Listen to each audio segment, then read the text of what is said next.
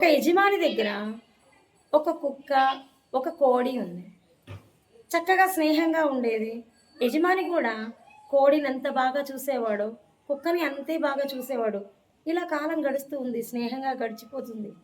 ఈ కోడిని చూసి తినాలనుకున్న ఒక పిల్లి అంటే తన దురుద్దేశంతో ఒంటరిగా ఉన్న కోడి దగ్గరకొచ్చి, "ఓయ్ మామ, ఏంటి చిక్కిపోతున్నావు? యజమాని నిన్ను సరిగా చూడటం లేదా? కుక్కని బాగా పెంచుతున్నాడు. నిన్ను సరిగా పట్టించుకున్నట్టు లేదే" అంది. ఆలోచనలో పడింది కోడి. అలా ఏం లేదే అని. "లేదు లేదు, తెలుస్తుందావ్" అని ఇలా చెప్తుందనమాట. పద, నీతో నేను చాలా విషయాలు మాట్లాడాలి అలా ఒంటరిగా అని చెప్పింది.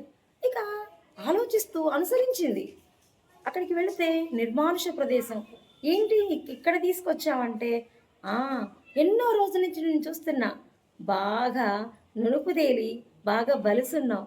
నిన్ను తినాలని నాకు ఆశగా ఉంది. అందుకే నిన్ను ఇన్ని మాయ మాటలు చెప్పి ఇక్కడ దాకా తీసుకొచ్చాను" అంది. ఇదే సమయానికి కుక్క రావడం, పిల్లి పారిపోవడం జరిగింది. మన జీవితాల్లో కూడా అంతేనండి. అంటే మన వాళ్ళు మనల్ని చాలా బాగా చూస్తారు. కానీ మన నుంచి ఏదో ఆశించి దురుద్దేశంతో మనని మాటలతో మనని తప్పుదోవ పట్టి మనం కూడా మన వాళ్ళెవరు, పరాయి వాళ్ళెవరు అని ఆలోచించి మనం నిర్ణయాలు తీసుకోవాలి. Okay friends.